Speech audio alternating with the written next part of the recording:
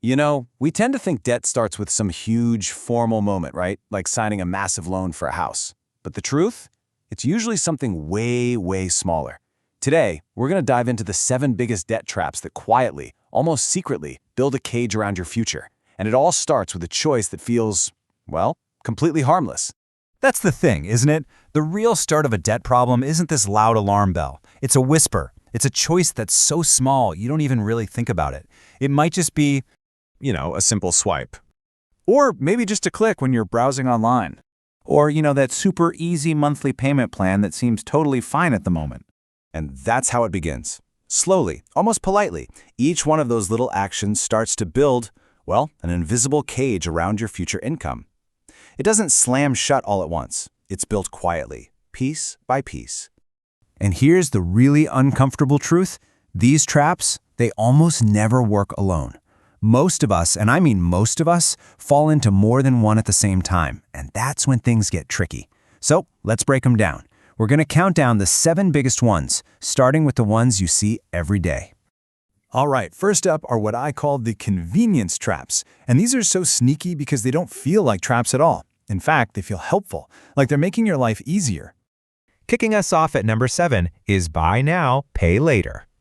Oh, this one is everywhere, and it feels so friendly, right? You're looking at something that costs, let's say, 8,000 rupees. And right there on the checkout page, it says, or 4 easy payments of 2,000. No interest, no stress. And your brain just loves that. Why? Because 2,000 feels so much smaller and less scary than 8,000.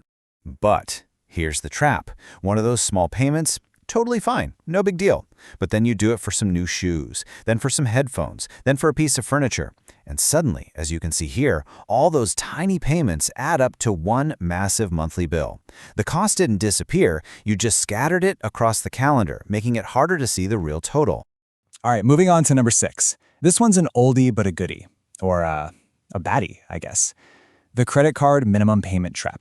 This might just be one of the most profitable financial tricks ever created.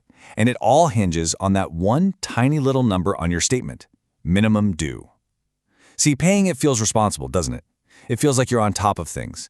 But what it's really designed to do is hide a very, very expensive reality. The real trap here is the insane interest rate. We're talking 30, even 40% a year. That is just astronomical.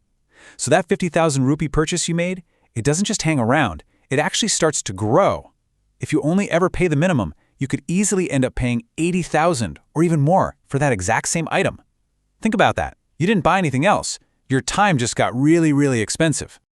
Okay, now we're moving up the list, and these next traps are even trickier because honestly, they look and feel a lot like success. And that brings us right to number 5, the lifestyle upgrade trap. You know how this one goes. You get a raise, awesome. And what's the first thing you do? Well, your life improves, right? You get a better apartment, maybe a nicer car, a few more dinners out, some new subscriptions.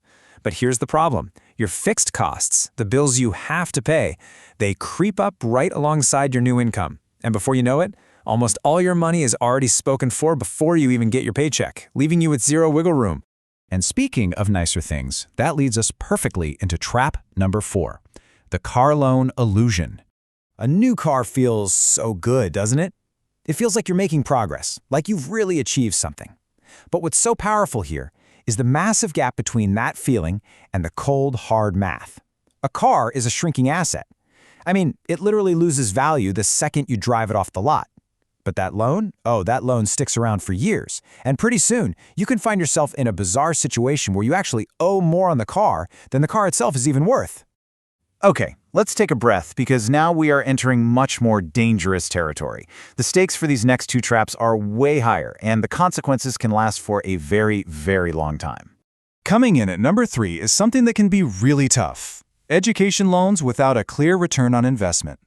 Look, education should absolutely be an investment in yourself, but it becomes a trap when the math just doesn't work. I mean, imagine taking out a 15 lakh loan for a degree and then you land your first job and it pays 35,000 a month. All of a sudden, your 20s aren't about building a career and finding opportunities. They're just about survival, about making that massive loan payment month after month after month. And now for the number 2 spot, this is a bad one. It's the personal loan spiral. Okay, so this is where all the other traps can start to collide. It goes like this. Your credit card balance creeps up and gets too high to handle. So you do the smart thing. You take out a personal loan to pay it all off. Phew, right? But now that loan payment is a huge chunk of your monthly budget. So what do you do when you need to buy groceries or gas? You start using the credit card again. And just like that, you're trapped. You're borrowing new money just to deal with your old money. At this point, debt isn't just a number. It's like gravity, actively pulling down every single paycheck you will ever earn. All right, we've made it. We're at the number 1 trap. And honestly, this one is the biggest, the quietest, and without a doubt, the most dangerous of them all. The single biggest debt trap that almost everyone falls into is The normalization of debt itself. See, this isn't a product you buy or a loan you sign for. It's a mindset. It's this quiet, cultural assumption that because, well, everyone seems to have a car loan and credit card debt and EMIs, that it must just be a normal and maybe even a safe way to live your life. But here's the reality, and this is so important to understand. Debt is basically a claim on your future. It's a claim on your time. Every single one of those payments is a chunk of a salary you haven't even earned yet that already belongs to a bank or a lender. And when you stack up enough of those claims, your life stops being about choices and starts being about obligations. So after all of this, what's the big takeaway? Well, it really all boils down to one simple question. You know, the craziest part about all of this is that none of these traps are designed to feel like traps. They're built to feel convenient, helpful, maybe even empowering. But that convenience is a mask, and it's hiding the true long-term cost.